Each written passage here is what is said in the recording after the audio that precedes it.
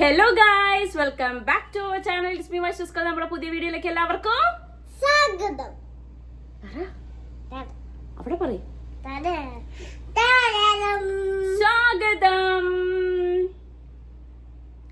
നമ്മുടെ ചാനൽ ആദ്യമായിട്ട് കാണുന്നവരാണെങ്കിൽ ലൈക്ക് ചെയ്യുക, കമന്റ് ചെയ്യുക, ഷെയർ ചെയ്യുക, ഇൻസ്റ്റാഗ്രാം എടുത്ത് ലൈക്ക് ചെയ്യുക, സബ്സ്ക്രൈബ് ചെയ്യുക, സബ്സ്ക്രൈബ് ചെയ്യുക, കമന്റ് ചെയ്യുക,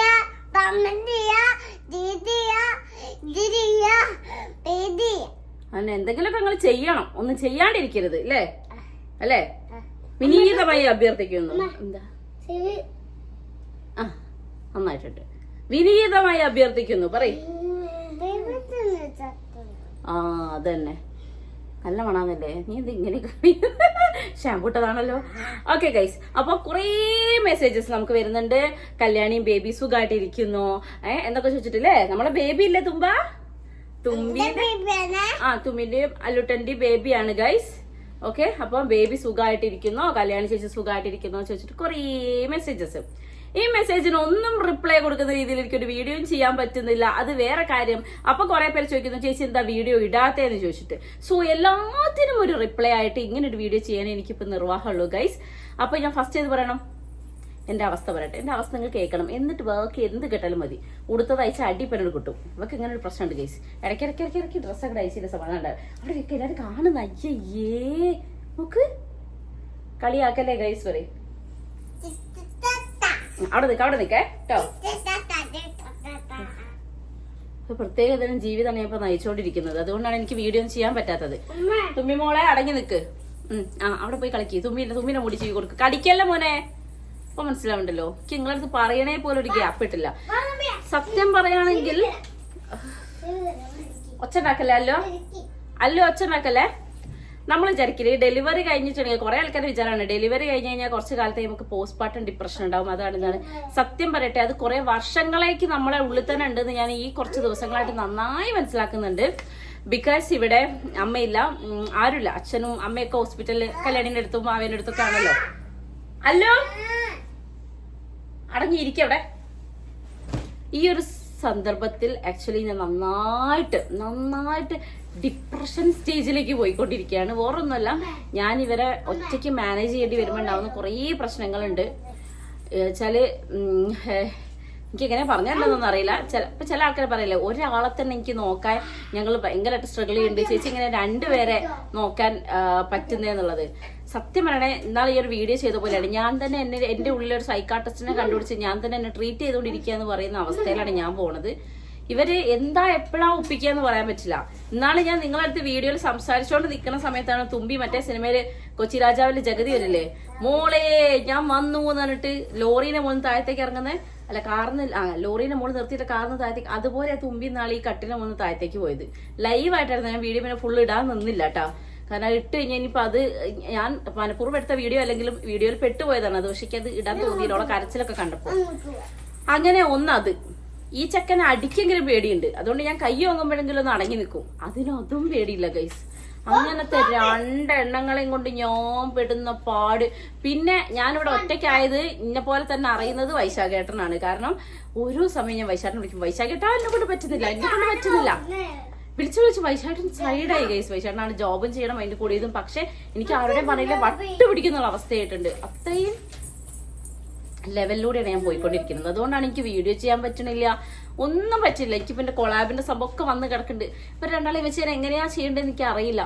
അപ്പോ മൊത്തത്തിൽ ഞാനൊരു വലിയൊരു ടാസ്ക്കാണ് എനിക്കിപ്പോൾ ഉള്ളത്. അതുകൊണ്ടാണ് എനിക്ക് വീഡിയോ ഒന്നും ചെയ്യാൻ പറ്റാത്തത്. ഇവളാണ് എസ്പെഷ്യലി. ഇവക്ക് ഒരു നിമിഷം അവളെ വെറുതെ ഇരിക്കില്ല. അല്ലോ, ഇവർ രണ്ടാളും കൂടി എന്താ പറ്റാന്ന് പോലും എനിക്കറിയില്ല. ഇവളാണ് തക്കം കിട്ടുമ്പോ എന്താ പണി തരണ്ട്. ഇപ്പൊ ഒത്തിരി നേരത്തെ ഞാൻ വീഡിയോ ഇടുന്നുണ്ട്, ഞാൻ എടുത്തു വെച്ചിട്ടുണ്ട്. ഒരു കുറ്റി പൗഡർ നിലത്ത് ഫുള്ള് ഇതാക്കി അതിന്റെ മുകളിൽ കിടന്ന് വിരകിയിട്ടാണ് മൂപ്പത്തിപ്പൂടെ വന്ന് നിൽക്കുന്നത്. എന്നിട്ട് ഞാൻ അവളെ മാറ്റി നിർത്തി അവിടെ ക്ലീൻ ചെയ്യുമ്പോഴത്തേക്കും അലമാര തുറന്ന് അലമാരിന്റെ ഉള്ളിൽ സകല തുണിയും വലിച്ച് പുറത്തിട്ട് ഇങ്ങനെ അല്ലോ കാല് ഇങ്ങനെ ഓരോ നിമിഷവും എന്താ പണി തരണ്ടേ നോക്കി നടക്കുന്ന ഒരു പുത്രി. അവളെങ്ങനെ ഇപ്പൊ തുടങ്ങും രണ്ടാളും കൂടെ. അങ്ങനെ അവളെങ്ങനെ എന്താ പറയാ പ്രൊവോക്ക് ചെയ്യാൻ വേണ്ടി നടക്കുന്ന ഒരു സേട്ടൻ. ഈ രണ്ടെണ്ണത്തിന് നോക്കാൻ നടക്കുന്ന ഞാൻ. നിങ്ങൾ മനസ്സിലാക്കണം എന്റെ അവസ്ഥ എന്താന്ന്. അതുകൊണ്ടാണ് ഞാൻ വീഡിയോയോ ഒരു കുന്തും എനിക്ക് ചെയ്യാൻ പറ്റാത്തത്. ഓക്കെ, അപ്പൊ ഇതാണ് എന്റെ അവസ്ഥ എന്ന് പറയുക. വേറെ കിട്ടി. ഉടുപ്പ് ഊരിയാൽ അടി ഇപ്പൊ കിട്ടും. തുമ്പിക്ക് ഇപ്പൊ അമ്മേന്റെ അടുത്ത് അടി കിട്ടും. തുമ്പി മോളെ, ഞാൻ വിചാരിക്കും ഇവർക്ക് രണ്ടുപേർക്കും വല്ല ദൈവത്തിന്റെയും പേരിട്ടില്ലെങ്കിൽ എനിക്ക് വല്ല പുണ്യവും കിട്ടിയാനെ. അല്ലു തുമ്പി, അല്ലു തുമ്പി, ഇത് പറഞ്ഞു ഞാൻ സൈഡായി ഗൈസ്. എനിക്ക് പറ്റുന്നില്ല. ആ ഞാൻ വരും.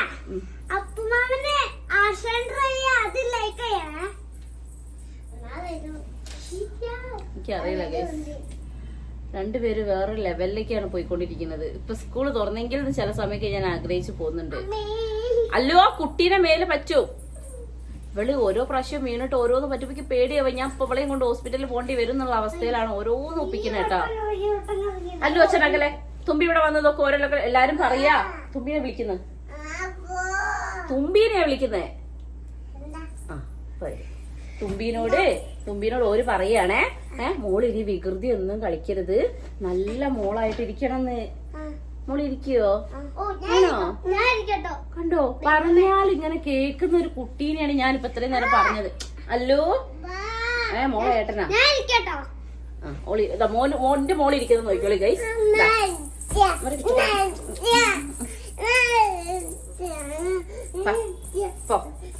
എടേച്ചപ്പോ എനിക്ക് വേണ്ടന്നെ.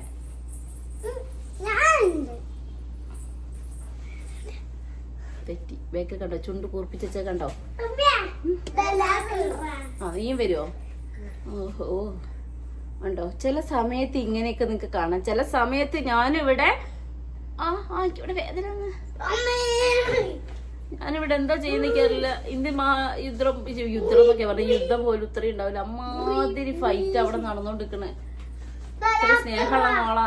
അല്ലോ എന്നോട് ഞാൻ ഒച്ച ഉണ്ടാക്കിയത് പറയണ്ടേ, ഇവിടെ വീഡിയോ എടുക്കേണ്ടത് പറയണ്ടോ? തുമ്പിയ അല്ലുസിനെ മിണ്ടാണ്ടിരിക്കാൻ പറയും. തോത്തൊക്കെ ഞങ്ങൾ കണ്ടിട്ടുണ്ട്. ഓക്കെ ഗൈസ്, അപ്പൊ അതൊക്കെയാണ് ഞങ്ങളുടെ അവസ്ഥ.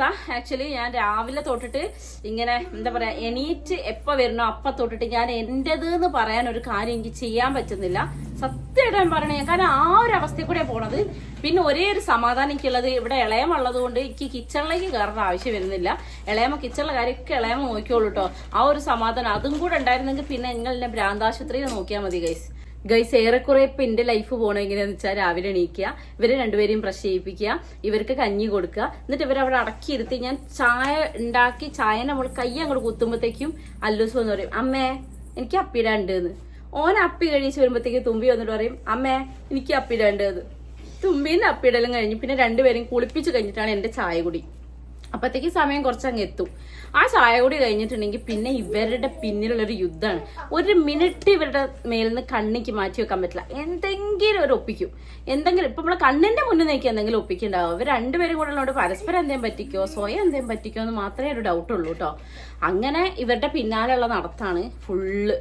ഒരു ദിവസം മുഴുക്കെ, അതായത് എനിക്ക് എന്റേതായിട്ടൊരു കാര്യം ചെയ്യാൻ, ഈവൻ ഞാൻ പറയട്ടെ, കുളിക്കാൻ പോലും വൃത്തിക്ക് കുളിച്ചിട്ട് ചിലപ്പോൾ ദിവസങ്ങളായി ഉണ്ടാവും. നമ്മൾ കുളിക്കുകയാണെങ്കിൽ പോലും ഒരു 10 വട്ടം തലയിട്ട് നോക്കണം ഇവരെന്താ ചെയ്യണമെന്നുള്ളത്. ഞാൻ 2 days വീട്ടിലായിരുന്നു. അപ്പൊ പിന്നെ വലിയ കുഴപ്പമില്ല. അമ്മ വന്നു കഴിഞ്ഞാൽ പിന്നെ അമ്മേന്റെ അടുത്താണ് ഫുള്ള് ഞാൻ ഓരോ കൊടുത്ത്. അപ്പോഴേ ഞാൻ ഒന്ന് മര്യാദയ്ക്ക് ഇരിക്കുന്നത്. അമ്മയാണെങ്കിൽ അമ്മ ജോലി കഴിഞ്ഞ് വരികയല്ലേ, അപ്പൊ നമുക്ക് കൂടുതൽ അങ്ങനെ അമ്മേനെ എല്ലാം നോക്കുമെന്ന് പറയാൻ പറ്റില്ല. എന്നാലും ഒരു ഇതൊക്കെ അമ്മ നോക്കൂട്ടോ. അല്ലാണ്ട് ശരിക്കും പറഞ്ഞാൽ ഇവിടെയൊക്കെ ആകുമ്പോൾ ഞാൻ ഇവിടെ അമ്മയച്ഛനും ഇവിടെ ഇല്ലാത്തതിന് ഞാൻ നന്നായി അനുഭവിക്കുന്നുണ്ട് കേട്ടോ. എന്റെ പൊന്നെ, എനിക്കിങ്ങനെ ആരെങ്കിലും ഒരാൾ കൂടെ അല്ലാതെ എനിക്ക് ഒറ്റയ്ക്ക് മാനേജ് ചെയ്യാൻ എനിക്ക് പറ്റില്ല എന്ന് എനിക്ക് തോന്നിപ്പോകുന്ന നിമിഷങ്ങളാണ്. ചില സമയം എനിക്ക് അത്രയും സങ്കടമാവും, ഞാൻ കരയും. എല്ലാവർക്കും ഉണ്ടാവല്ലോ. അപ്പൊ അങ്ങനെ കരയും.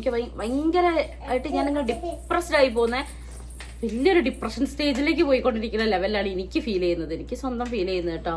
കാരണം ഇവരൊന്ന് നോക്കാൻ അതൊന്ന് ഒരു ഇത്തിരി നേരം നോക്ക്, ഞാൻ ബാത്റൂം പോട്ടെ, അല്ലെ ഇത്തിരി നേരം നോക്ക്, ഞാൻ കുളിക്കട്ടെ എന്ന് പറയാൻ എനിക്കൊരു ഓപ്ഷൻ ഇല്ല. പിന്നെ ഇളയമയാണെങ്കിൽ നല്ല ഏജ് ആയാളല്ലോ, എന്നിട്ട് തന്നെ ഇളയമനെ കൊണ്ട് പറ്റുന്ന മാക്സിമം ഇളയമ ചെയ്യുന്നുണ്ട്. പക്ഷെ കുട്ടികളെ നോക്കാൻ വേറൊരാൾക്കും ആവൂല, അത് ഉറപ്പാ. കാരണം എനിക്ക് നന്നായിട്ട് അറിയാം ഇവര് രണ്ടുപേരും കൂടെ നോക്കാന്ന് പറഞ്ഞാല് ഞാൻ പ്രസവിച്ച മക്കളാണ്. അപ്പൊ എനിക്ക് ഇവരെ എന്തായാലും ഒന്നും എനിക്ക് നോക്കാൻ പറ്റില്ല എന്ന് പറയാൻ പറ്റില്ലല്ലോ. പക്ഷെ എല്ലാവരും അങ്ങനെ അല്ലല്ലോ. എല്ലാവരുടെ അടുത്ത് അങ്ങനെ ആക്കി പോകാൻ കഴിയില്ല. കാരണം എല്ലാവരെ കൊണ്ടും പറ്റില്ല, ആരെ കൊണ്ടും പറ്റില്ല സത്യമായിട്ടും രണ്ടുപേരും കൂടെ നോക്കാൻ വേണ്ടിയിട്ട്. അപ്പൊ എനിക്ക് എവിടെ ആക്കാനൊരു ഓപ്ഷൻ ഇല്ല. അമ്മ ജോലിക്ക് പോകുന്നതുകൊണ്ട് അതും ബുദ്ധിമുട്ട്. അപ്പു ആരും ജിമ്മിന് പോകുന്നതുകൊണ്ട് ആ സമയമൊക്കെ ഇവരെ എവിടെയും ആക്കാൻ പറ്റില്ല. അപ്പൊ അവിടെ അവരുടെ അടുത്തും ആക്കി കൊടുക്കാൻ പറ്റില്ല. മൊത്തത്തിൽ വലിയൊരു ടാസ്ക് ആണ് എനിക്ക് വന്നത്. നല്ല മോളെ വലിയൊരു ടാസ്ക് ആണ്. അവരെന്താ ഇപ്പൊ തന്നെ നോക്ക്, തുമ്പി ആ കട്ടിന്റെ അറ്റത്ത് പോയിട്ട് തൂങ്ങുക. തുമ്പി മോളെ ഇവിടെ വന്നിരിക്കേ. ഞാൻ പുറത്താക്കും, ഞാൻ വാതിലടച്ചിട്ട്. ഇവിടെ വന്നിരിക്കേ. ഇതിന് അനുസരണ ഞാൻ അടുത്ത് കൂടെ ഇല്ലാത്തോണ്ട് ഭയങ്കര. തുമ്പി മോളെ അമ്മ പറഞ്ഞ കേക്ക്, ഇവിടെ വന്നിരിക്കാൻ. ഒരു സ്വൈര്യം തരുമോന്നാ ചോദിക്കുന്നത്. ഒന്ന് ഇങ്ങോട്ട് വാ, ഞാൻ ചോദിക്കട്ടെ. ഇങ്ങോട്ട് വാ, ഇവരോട് പറയും. അല്ലു അടങ്ങി നിക്ക്. എന്താണ് എന്താ പറഞ്ഞേ? നീ എന്താ അവിടുന്ന് പറഞ്ഞത്? അതൊക്കെ എനിക്ക് മനസ്സിലായി. എന്താ പറഞ്ഞേ? എന്താ പറയാ, ഒരു സ്വൈര്യം തരുമെന്നോ? എന്താ പറഞ്ഞേ? ഒന്ന് ഓരോട് പറയും. ഒന്ന് പറയും മോളെ. അമ്മേനോട് പറഞ്ഞ പോലെ ഒന്ന് ഓരോട് പറഞ്ഞു കാണിച്ചു കൊടുക്കാൻ കണ്ടി. പോവാ. ഇല്ലെങ്കിൽ ഇങ്ങനെ തല കൈവച്ചപ്പോ എന്താ പറഞ്ഞ? ഒരു തൊയിലും തരുമെന്നോ? ഒന്ന് പറയും. കണ്ടോ, നമ്മളിങ്ങനെ ദേഷ്യപ്പെട്ടിട്ട് ഇവളുടെ തന്നെ പറയുമ്പോ ഇവളുടെ ഡയലോഗുകൾ അതൊക്കെ. ഒരു തൊയിലും തരും. എന്താണ് അമ്മേ എങ്ങനെ ചോദിക്കാ? ദൈവമേ, അല്ലോ ഞാൻ എന്റെ അടി കിട്ടുമല്ലോ അല്ലുനെ. എന്റെ ദൈവമേ, എനിക്കൊരു സ്വൈര്യം തരൂ അമ്മേ. അമ്മയ്ക്ക് എന്താണ് ഇങ്ങനെയൊക്കെ ചോദിക്കും. അപ്പൊ എനിക്ക് അറിയാണ്ട് ചിരി വന്നു. ഇപ്പൊ തന്നെ ഒരു 2-3 മിനിറ്റ് മുന്നേ ഞാൻ വൈശാട്ടിനെ വിളിച്ച്, വൈശാട്ടിനെ കൂടെ പറ്റുന്നില്ല, എനിക്ക് മാനേജ് ചെയ്യാൻ പറ്റുന്നില്ല രണ്ടാളും കൂടെ. അല്ലൂസിനെ ഞാൻ പിന്നെ മാനേജ് ചെയ്താ. ഈ സാധനം പറഞ്ഞാലും ഒരു തരുമ്പ് കേൾക്കുന്നില്ല എന്നൊക്കെ പറഞ്ഞ് വൈശാട്ടിനെ ചൂടാവുക. ഞാൻ ഓഡിയോ കോളാ ചെയ്തത്. കാരണം എനിക്കപ്പൊ അങ്ങനെ ചെയ്യാൻ തോന്നി. ഞാൻ ഓഡിയോ കോൾ ചെയ്ത് ഇത് പറഞ്ഞോടൊക്കെ വൈശാട്ടുണ്ട് പെട്ടെന്ന് കോള് കട്ടാക്കി വീഡിയോ കോൾ ചെയ്യുന്നത്. അപ്പൊ എനിക്ക് ഇങ്ങനെ സങ്കടം കണ്ണു വെള്ളമൊക്കെ വന്ന് നിൽക്കുമ്പോൾ വൈശാട്ടിന്റെ മുഖത്ത് നോക്കിയിട്ട് എന്താ ദൃശ്യേ? അപ്പൊ എനിക്ക് ചിരി വന്നു. ഗൈസിന്റെ അവസ്ഥ ഇതാണ്. അപ്പൊ വൈശാട്ടിനെ ചോദിച്ചു, ഇതിനാണെങ്കിൽ വീഡിയോ കോൾ ചെയ്തത്. ഓഡിയോ കോൾ ചെയ്ത ശരിയല്ല, വീഡിയോ കോൾ ആകുമ്പോൾ ഈ കുറച്ച് കൺട്രോൾ ചെയ്തിട്ടേ പറയുള്ളൂ എന്ന്. അങ്ങനെ ഒരു പ്രത്യേക തരം അവസ്ഥയിലാണ് പോകണം. അതുകൊണ്ട് എനിക്ക് വീഡിയോ കാര്യങ്ങളൊന്നും ചെയ്യാനോ ഒന്നും എനിക്ക് പറ്റില്ല. വീഡിയോ ഒക്കെ പോട്ടെ. ഇവനൊരു ബാത്റൂം പോണെങ്കിലും 2 പേരെയും കൊണ്ടാണ് ഞാൻ ബാത്റൂം പോണത്. എന്നിട്ട് ഇപ്പൊ കുളിക്കുകയാണെങ്കിലും ഇവർ 2 പേരും വാതിൽക്കൽ നിർത്തിയിട്ടാണ് ഞാൻ കുളിക്കുന്നത്. എന്റെ അവസ്ഥ പറഞ്ഞാല് അങ്ങനെയാണ്. ഇത് ഫേസ് ചെയ്യുന്ന കുറെ പേരുണ്ടായേക്കാം. പക്ഷെ എനിക്ക് അത് ഭയങ്കര എനിക്കൊരു എക്സ്ട്രീം ലെവലിലാണ് ഇപ്പൊ ഫീൽ ചെയ്യണത്. എന്താണെന്നറിയില്ല. ഒന്നാമത് എനിക്ക് ഈ പീരീഡ്സിനൊരു 1 വീക്ക് ബിഫോർ ആൻഡ് ആഫ്റ്റർ എനിക്കൊരു ഒരു ടൈമിൽ എനിക്ക് വല്ലാത്തൊരു തരം ഹോർമോണൽ ചേഞ്ച് ഉള്ളതുകൊണ്ടായിരിക്കും വല്ലാത്തൊരു തരം അവസ്ഥയാണ്. അതിന്റെ കൂടെ ഇതും കൂടെ ആയപ്പോൾ എനിക്ക് കൺട്രോൾ ചെയ്യാൻ പറ്റുന്നില്ല. ഭയങ്കര ബുദ്ധിമുട്ട് ഞാൻ ഫേസ് ചെയ്യുന്നുണ്ട്. അപ്പൊ അതിന്റെ ഇടയിൽ കൂടെ എനിക്കൊന്നും ചെയ്യാൻ പറ്റില്ല. എനിക്ക് കൊളാബുകളൊക്കെ അവിടെ നിൽക്കണം. എനിക്ക് അതൊക്കെ ഒന്ന് ചെയ്ത് തീർക്കണം എന്ന് ഞാൻ വിചാരിക്കുന്നു. ഇവരെയും വെച്ചുകൊണ്ട് എനിക്ക് അറിഞ്ഞൂടാ. പിന്നെ ചിലപ്പോൾ അവർ സഹകരിക്കും കേട്ടോ. മോളെ ഒച്ച ഉണ്ടാക്കല്ലേ എന്ന് പറയുമ്പോൾ ഒരു ഒച്ച ഉണ്ടാക്കാതെ നിൽക്കുമ്പോഴാണ് ഞാൻ വോയിസ് ഓവർ ചെയ്യുന്നത്. അതുകൊണ്ടാണ് എന്റെ വോയിസ് ഓവർ ഇപ്പൊ എടുത്ത് നോക്കണം. അതിന്റെ ബാക്കിലേക്ക് ഇരിക്കാൻ വേണ്ടി കേൾക്കാൻ നിൽക്ക്. ഈ കാലിലെ പാദസത്തിന് കേൾക്കാം. അങ്ങനെ ഒച്ച ഉണ്ടാക്കിയത് കൊണ്ട് വായു പൊത്തിയവർ നിൽക്കും. പക്ഷെ കാലിട്ട് അടിച്ചുകൊണ്ടേയിരിക്കും. അങ്ങനെയൊക്കെ സഫർ ചെയ്തുകൊണ്ട് ഓരോ വീഡിയോസൊക്കെ ഞാൻ എഡിറ്റ് ചെയ്യുന്നത്. പിന്നെ അങ്ങനെ പോണു. ഇതാണിപ്പോ എന്റെ കറന്റ് സിറ്റുവേഷൻ എന്ന് ഞാൻ പറയാം. അതുകൊണ്ടാണ് എനിക്ക് വീഡിയോസും കാര്യങ്ങളും ഒന്നും ചെയ്യാൻ പറ്റാത്തത്. മേ ബി ഈ സെയിം സിറ്റുവേഷൻ നല്ല പോലെ ഹാൻഡിൽ ചെയ്യുന്ന ഒരുപാട് പേരുണ്ടാവും. കുട്ടികളെ നോക്കുന്ന അത്ര ബുദ്ധിമുട്ടില്ല, അല്ലെങ്കിൽ കുട്ടികളെ 2 പേരെ ഞാനും നോക്കുന്നുണ്ടല്ലോ എന്ന് ചിന്തിക്കുന്നവര്. പക്ഷെ എല്ലാവർക്കും അതുപോലെ ആവണമെന്നില്ല. എനിക്കെന്തായാലും അത് അത്ര ഈസി ആയിട്ട് തോന്നുന്നില്ല. ചിലർ പറയില്ലേ 2 പേരും ഒരുമിച്ച് അങ്ങ് വളർന്നോളെന്ന്. അത് ഞാനും കേട്ടിട്ടുണ്ട്. ഞാൻ ഇവിടെ പ്രഗ്നന്റ് ആയിരിക്കുന്ന സമയത്തും അതിന്റെ മുന്നേയൊക്കെ ആയിട്ടും കുട്ടികൾ തമ്മിൽ അധികം ഏജ് ഡിഫറൻസ് വേണ്ട എന്നൊക്കെ. രണ്ടുണ്ട്, പോസിറ്റീവും നെഗറ്റീവും ഉണ്ട്. കാരണം ഏജ് ഡിഫറൻസ് ഉണ്ടാകുമ്പോൾ ഒരാൾ കെയർ ചെയ്യുമ്പോൾ നമുക്ക് കുറച്ചൊരു ഈസി ആയിരിക്കും. പക്ഷെ ആദ്യത്തെ കുട്ടിക്ക് അത് മെന്റലി എഫക്ട് ചെയ്യുന്നുള്ളൊരു കാര്യം അതാണ്. കാരണം അത്രയും കാലം ഫുള്ള് കെയറും കാര്യങ്ങളൊക്കെ ഫസ്റ്റ് കുട്ടിക്ക് കിട്ടിയിട്ട് പെട്ടെന്ന് രണ്ടാമത്തെ ഒരു കുഞ്ഞനുണ്ടാകുമ്പോൾ ആ കുട്ടീനെ അത് എഫക്ട് ചെയ്യും. രണ്ട് രീതിയാണ്. എന്നാൽ പോലും ഞാൻ പറയണു എനിക്ക് അറിയില്ല അത് ഏതാണ് ശരിയെന്ന്. എന്തായാലും 2 പേരും ഒരുമിച്ച് അങ്ങോട്ട് വളർന്നു പൊയ്ക്കോളും എന്ന് പറയുന്നത് അത്ര ഈസി ആയിട്ടുള്ള കാര്യമല്ല. ചിലപ്പം ഈ സമയം നമ്മൾ ഇത്തിരി സഫർ ചെയ്യുമ്പോൾ കുറച്ച് കഴിയുമ്പോൾ നമുക്ക് ഫ്രീ ആയിരിക്കാൻ പറ്റും. ആയിരിക്കും അറിയില്ല. കാരണം ഞാൻ വിചാരിച്ച കുട്ടികളൊക്കെ കുറച്ച് വലുതാകുമ്പോൾ നമുക്ക് അങ്ങ് ഫ്രീ ആവാന്നാണ്. പക്ഷെ ഇതുവരെ ഞാൻ ഫ്രീ ആയിട്ടില്ല ഗൈസ്. ഇനി എപ്പോഴാ ഫ്രീ ആവാൻ എനിക്കറിയില്ല. സ്കൂളൊക്കെ ഞാൻ തുറന്നാൽ മതിയായിരുന്നു. തുമ്പി ഇപ്പൊ നീ വീടും അങ്ങനെ. അപ്പൊ അതാണ് എന്റെ അവസ്ഥ. ഇനി എന്റെ കല്യാണിന്റെ അവസ്ഥ പറഞ്ഞ അവളുടെ അവസ്ഥയും പരിതാപകരാണ് ഗൈസ്. ഓക്കെ, അപ്പൊ അവളുടെ ഡീറ്റെയിൽസ് പറയാം. 29-ാം തീയതിയാണ് ഡെലിവറി നടന്നത്. ഡെലിവറി നടന്നതെന്ന് പറയുകയാണെങ്കിൽ കുട്ടി ഒരുപാട് സഫർ ചെയ്തിട്ടുണ്ട്. കാരണം ഒന്നുകിലും നമുക്ക് ഇപ്പൊ എന്താ നോർമൽ ആണോ സിസേറിയൻ ആണോ എന്നൊക്കെ കുറെ പേര് ചോദിച്ചിട്ടുണ്ടായിരുന്നു. ആക്ച്വലി നോർമൽ ആണെങ്കിൽ ആ പെയിൻ സഹിച്ച് ആ നോർമൽ ഡെലിവറി കഴിഞ്ഞാൽ ഓക്കെ നോർമൽ. അതിനെ നോർമൽ എന്നാരാ പേരിട്ടെന്ന് എനിക്കറിയില്ല. കാരണം അത്രയും അവസ്ഥയാണ് എനിക്കറിയാം. ഞാൻ അനുഭവിച്ചത്. ഞാൻ അല്ലൂസിന്റെ നോർമൽ ഡെലിവറി ആയിരുന്നു. നോർമൽ എന്നൊന്നും എനിക്ക് പറയാൻ തോന്നില്ല. വജൈനൽ ഡെലിവറി ആയിരുന്നു. ആൻഡ് തുമ്പീൻ്റെത് സിസേറിയൻ ആയിരുന്നു, സി സെക്ഷൻ ആയിരുന്നു.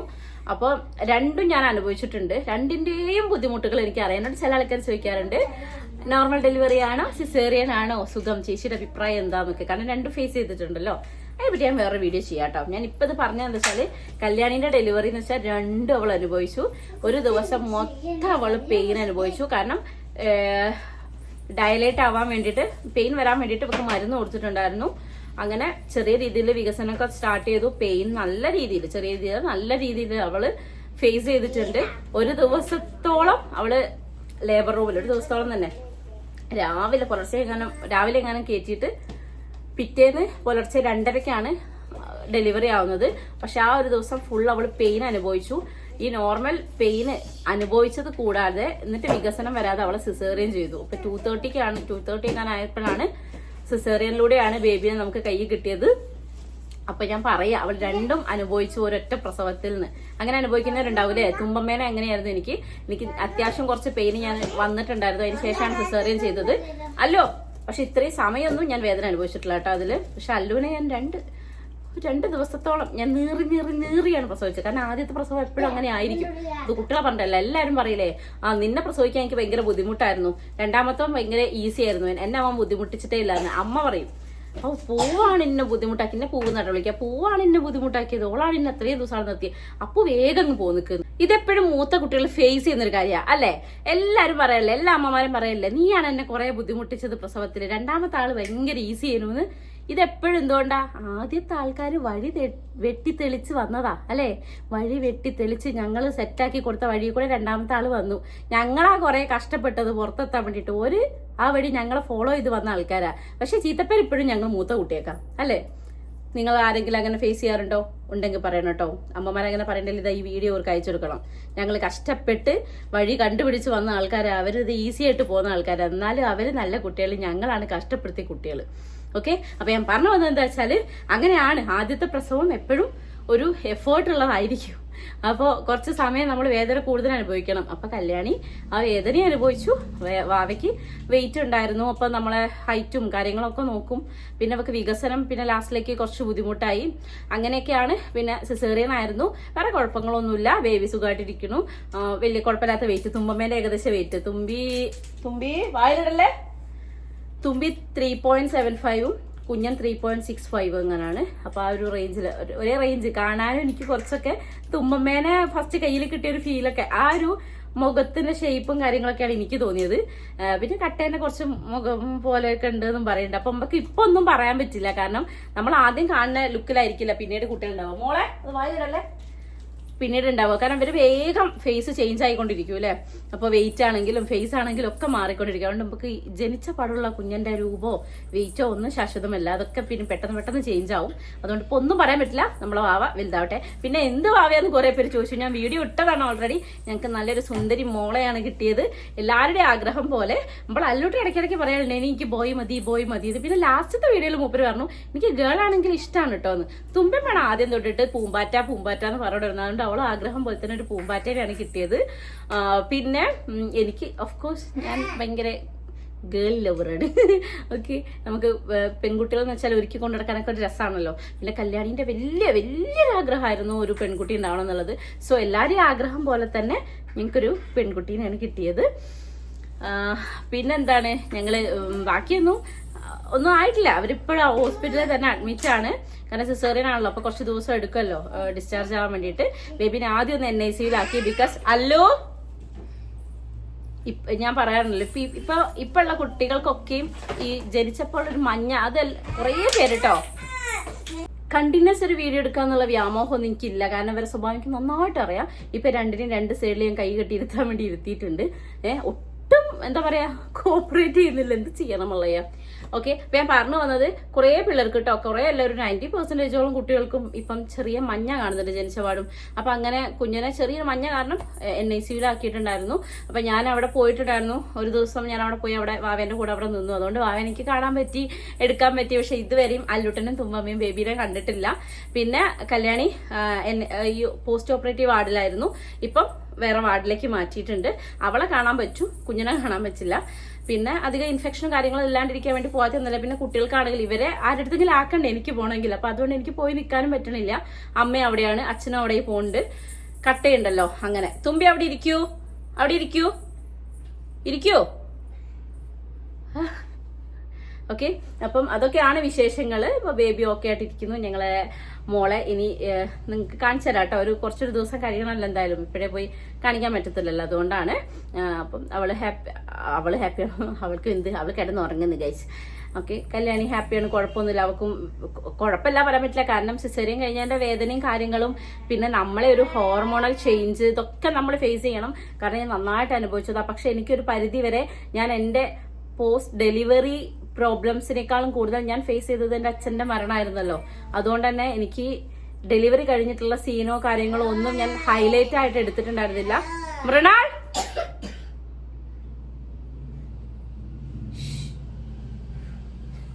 ഓള് തിരിച്ചും ഇവിടെ വന്നിരിക്കും. ഇന്നതെല്ലാരും ചോദിക്കുന്നു, ഇവിടെ വന്നിരിക്കും. വേണ്ട, ഈ വരണ്ട, അവിടെ ഇരിക്കും. നിങ്ങൾ രണ്ടാളെ ഞാൻ 2 സ്ഥലത്താക്കാൻ പോവാ. എന്നാ ഒച്ചണ്ടാന്ന് ഇവിടെ വന്നിരിക്കും, അടങ്ങിയിരിക്കും. ഓക്കെ, അപ്പൊ മോളെ പൂമ്പാറ്റ വന്നാ മോളെ എന്തൊക്കെ ചെയ്ത് കൊടുക്കും? പൂമ്പാറ്റക്ക് എന്തൊക്കെ ചെയ്ത് കൊടുക്കും പറഞ്ഞു കൊടുക്ക്. അപ്പി കഴുകി കൊടുക്കും ഗൈസ്. പിന്നെ ചോറ് കൊടുക്കൂലേ? ചോറും ഫോണും കൊടുക്കൂലേ? ആ, തൊട്ടുകൂട്ടാനുള്ള ഫോണും ചോറും കൊടുക്കും ഗൈസ്. തുമ്പമ്മ വാവനെ എടുക്കുവോ? ബേബീനെ എടുക്കുവോ? ആ, തുമ്പി ബേബീനെ ഉറക്കുവോ? നീ ആരുടെ അതൊക്കെ പറയാന്നുള്ള മട്ടിലാണ് ഓരോ നോക്കുന്നത്. ഇവിടെ നോക്ക്, എന്നോട് ചോദിക്കുന്ന ബേബീനെ ഓർക്ക് കൊടുക്കുവോന്ന് പൂമ്പാറ്റേനെ.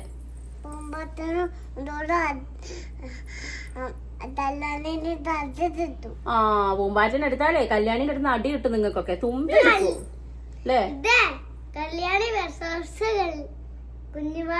കല്യാണി എന്താക്കിയത്?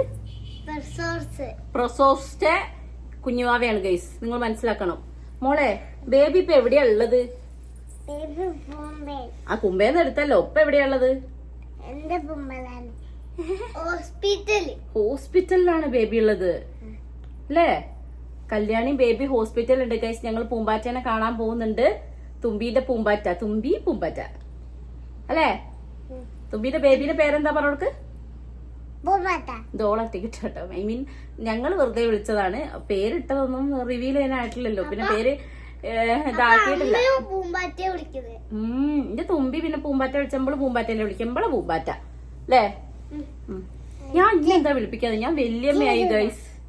ഞാൻ വല്യമ്മയാണ്. പക്ഷെ വല്യമ്മ ഒക്കെ വിളിക്കുന്ന വെറൈറ്റി പേരുകൾ ഞങ്ങൾ ആലോചിക്കുന്നുണ്ട്. നിങ്ങൾക്ക് എന്തെങ്കിലും എന്ത് എന്നെയോ? ഇന്നാള് നമ്മളെ സബ്സ്ക്രൈബറിൽ ആരോ കമന്റിൽ ചോദിച്ചായിരുന്നു ദിച്ചുമ്മേന്റെ ഒരു മിനിറ്റ് ദിച്ചുമ്മേന്റെ ബേബി വന്നല്ലോ. അപ്പൊ ഞാൻ ചോദിച്ചാ ഈ ദിച്ചുമ്മ നല്ല പേരില്ലേ? പിന്നെ കുട്ടി വേറെ എന്താ വിളിക്കും? എച്ചിമ്മന്നോ എച്ചി എന്നൊക്കെ വിളിച്ചിട്ടുണ്ടെങ്കിൽ മോശമല്ലേ അല്ലേ? പിന്നെ ഇത് തുമ്പിച്ചേച്ചി ഈ പൂമ്പാറ്റന്റെ തുമ്പിച്ചേച്ചി കാണിക്ക്. തുമ്പി കാണിക്ക്. മോളെ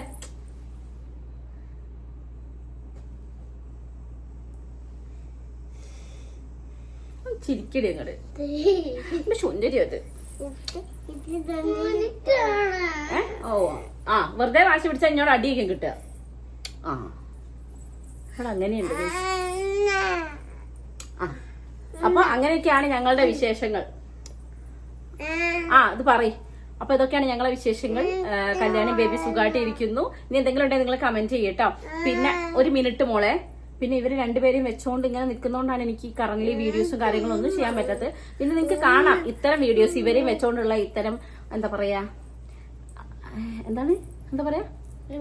ഒരു കച്ചറ വീഡിയോ നിങ്ങൾക്ക് കാണാം. ഓക്കെ, ഒരു ഡീസന്റ് വീഡിയോ നിങ്ങൾക്ക് പ്രതീക്ഷിക്കരുത്. പിന്നെ കഴിഞ്ഞ വീഡിയോ കണ്ടതിന് ശേഷം കുറെ പേര് എനിക്ക് മെസ്സേജ് അയച്ചു, അല്ലസും തുമ്പി സംസാരിക്കുന്ന കേൾക്കാൻ നല്ല രസമുണ്ട് ചേച്ചി, അവരെ സംസാരിക്കാൻ വിടുമെന്ന്. അവരെ അങ്ങനെ വിട്ട് കഴിഞ്ഞാൽ പിന്നെ അവരുടെ അഴിഞ്ഞാട്ടമാണ് നിങ്ങൾ കാണാൻ പോകുന്നത് ഗൈസ്. അതുകൊണ്ടാണ് ഞാൻ അങ്ങനെ വിടാത്തത്. കാരണം ഇവര് എന്തൊക്കെ പറയുന്നത് എനിക്ക് പോലും അറിയത്തില്ല. മോളെ തുമ്പി ഇവരോട് പറയും, എല്ലാരും ഞങ്ങളെ വീഡിയോ കാണണേ പറയും. എന്തേ കൈ തട്ടിപ്പോയോ? സോറി തുമ്പി. ഓക്കെ അമ്മയെ പറയും. I love you തുമ്പി. അച്ഛോ, മോൾ ആരെ കുട്ടിയാ? അമ്മയുടെ കുട്ടിയാ? മോൾ ആരെ കുട്ടിയാ? അമ്മേന്റെ കുട്ടിയാണോ ടേട്ടന്റെ കുട്ടിയാണോ? എല്ലാരെയും കുട്ടിയാണ് guys. I love you Allu.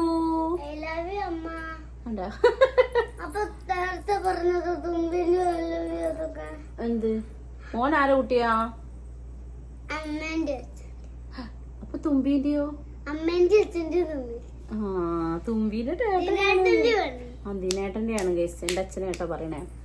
Okay, അപ്പം അമ്മമ്മേന്റെയും അച്ഛച്ചന്റെയും അച്ഛമ്മയുടെയും ചെറിച്ചന്റെയും മാമന്റെയും ആര്യമാമന്റെയും കല്യാണി ചെറിയമ്മേന്റെയും എല്ലാരെയും കുട്ടിയാണ് അല്ലേ? എല്ലാരും കുട്ടിയല്ലേ?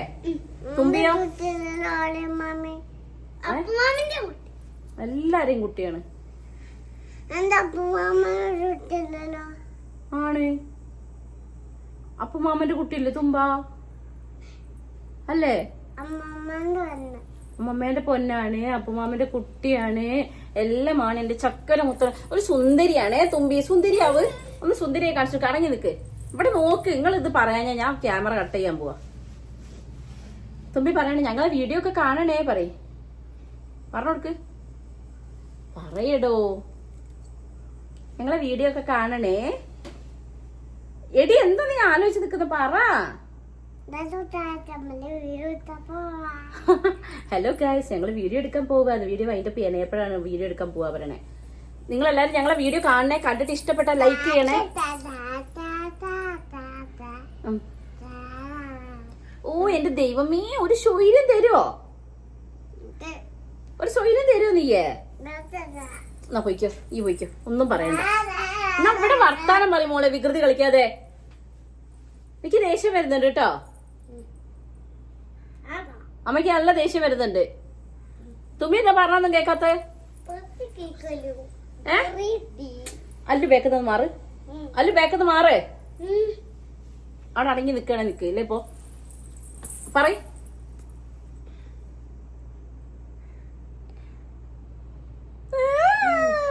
എന്റെ ബലഹീനതയാണ് കേസ്. എനിക്ക് ചൂടായിട്ട് കുറെ നേരം എങ്ങനെ മുഖം വെച്ചിരിക്കാനാണ് എനിക്ക് ചിരി വരൂ. അപ്പത്തെ ഇവരങ്ങ് ചിരിച്ചു മറിക്കൂ. പിന്നെ ആ പ്രശ്നം അവിടെ സോൾവ് ആയി കേസ്. അതാണ് ചില സമയത്ത് നല്ലോണം പൊട്ടു. എന്നാലും ഒരു ഇച്ചിരി അതില്ല. രണ്ടും വരും. പിന്നെ ഈ ഒന്നും പറയില്ലല്ലോ. ഒന്ന് ഇറങ്ങിപ്പോ. എന്ത് AC ഇട്ടിട്ടൊക്കെ ചൂടെടുക്കണ്ടോ? ഭയങ്കരയാണല്ലോ. അപ്പൊ ഓക്കെ ഗായ്സ്, നമ്മുടെ വീഡിയോ കാണണം. കണ്ടിട്ട് ഇഷ്ടപ്പെട്ട ലൈക്ക് ചെയ്യണം, കമന്റ് ചെയ്യണം, ഷെയർ ചെയ്യണം, സബ്സ്ക്രൈബ് ചെയ്യണം, പിന്നെ ബെൽ ബട്ടൺ എനേബിൾ ചെയ്യണം. എല്ലാം ചെയ്യണം. ചാനൽ സെറ്റ് ആക്കണേ ഗായ്സ്. മോളെ അറക്കൽ ആയിഷനെ കാണിച്ചു കൊടുക്ക്. ആ കണ്ടോ, റീൽസോളി മോളാണിത്. എടാ മോനെ എടാ മോനെ. ഇത് സുന്ദരി കേട്ടോ. ഓള് സുന്ദരി ആവുന്ന എങ്ങനെയാണ്? അതെങ്ങനെ സുന്ദരിയെ കാണിച്ചു നോക്കുമ്പോ സുന്ദരി ക്യൂട്ട്നെസ്. എന്താ ചിരിക്കണം? ക്യൂട്ട്നെസ് ചിരിക്കി. ചിരിച്ചോണ്ട് ചെയ്. സൂപ്പറാടി നീ. നീ സൂപ്പറാ.